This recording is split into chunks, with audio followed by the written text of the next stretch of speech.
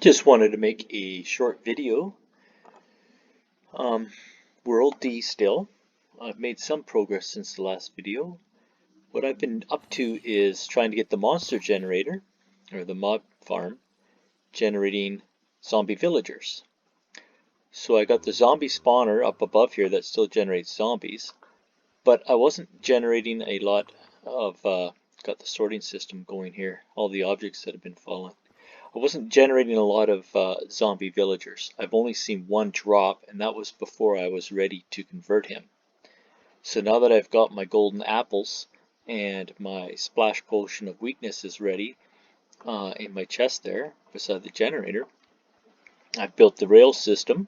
So I'll get the, once I've converted the zombie villager to a regular villager, I'll force him into the mining cart.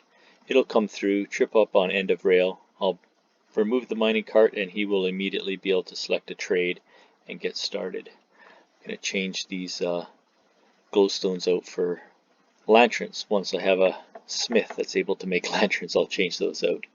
But for now I want to make sure no monsters can generate in here. So anyway, that's how I'm going to be routing my villagers after they're converted. Chicken farm's complete. If I get a butcher that needs chicken, that'll be real handy. It's way ahead. I've also got a sheep stall up above, similar to what I had in my A world. And sugarcane farm's completely done. I did manage to find a fortress in the nether.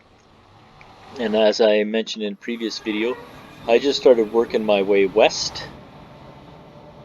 Yeah, it was west, and I actually didn't have to go too far. It's just out of sight, but not too far down this corridor. Everywhere when I'm in the open, I build this cobblestone cover just so I can shuttle back and forth without having to worry about NAS right now.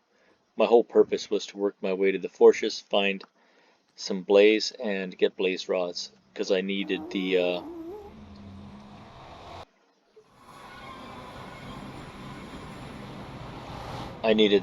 what? Oh, can't remember what the brew stand. I needed the brew stand in order to create my potions to convert villagers. So that was one of my priorities.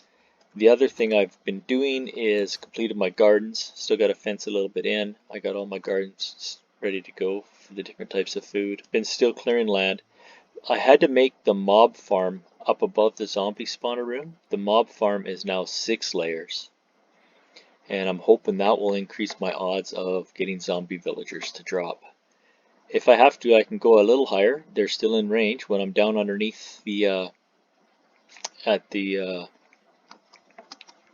monster or mob farm, the killing room there, I'm still within plenty of range for mobs to generate up above me in the darkness. So I also have to change these rest of these lower layers out to stone because Endermen kept coming up and grabbing soil out of there. So then that would let light in. If not let mobs out, it at least lets light in, and that slows down the generation rate of the mobs. So I've been in the process of upgrading some of that to stone. What else? This is the sheep. I've just been changing the color of the sheep whenever I need different types of wool. For right now, he's still set up as white. I did blue and red and yellow already. But for now, I'm just getting a stockpile of white. I'm not sure how I'm going to go ahead and use it all up, but I thought, well, while I got it, I'm also get a few different colors. Still got to fill in these areas here. I've got them lit, but if I want that mob farm to work really well, I'm going to have to light up more tunnels underground. It's hard to find them, but anyone I come across, I search it out to the end, laying down torches, and then eventually I'll actually go in and start filling it, especially since I got lots of uneven ground. I like to have my area that I'm going to be fighting the raid to be nice and clear, and then I'll add my own structures to force the raiding group into certain lines of fire, and that makes it easier to defeat them when you're soloing a raid in hardcore.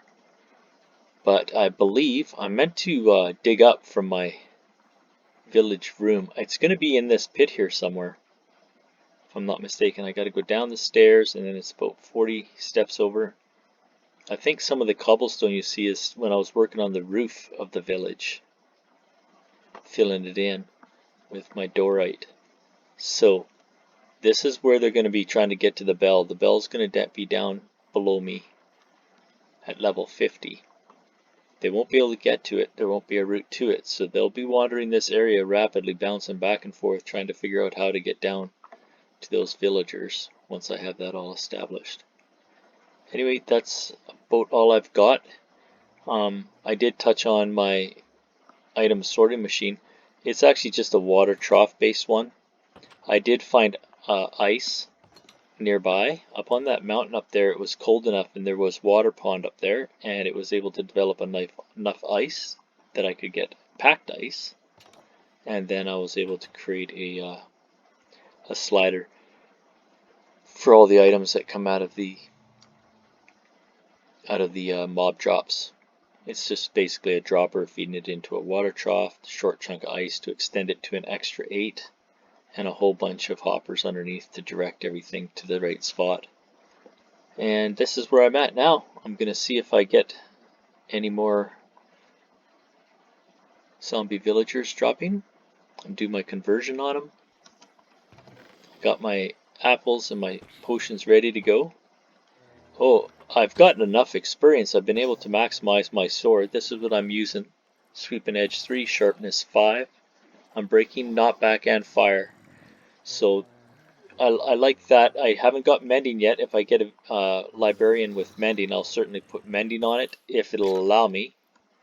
Sometimes it's too expensive, but it should. Get a spell book of mending, and then I'll put it on all my gear. But yeah, it makes it really quick to eliminate mobs. No problem at all. It's not a very far drop here because I didn't want to be way down underground with my village this time. It's so close to my cellar that I wanted to keep it at this level. So they've only dropped in 6 paces, which isn't a lot of damage on these guys. But with the big sword, it's not too bad. And with sweep and edge, I usually just sit here and let it build up till you got 15 or 20 monsters in there, and then take them out in several sweeps rather than just one at a time. Alright, that's it for this update.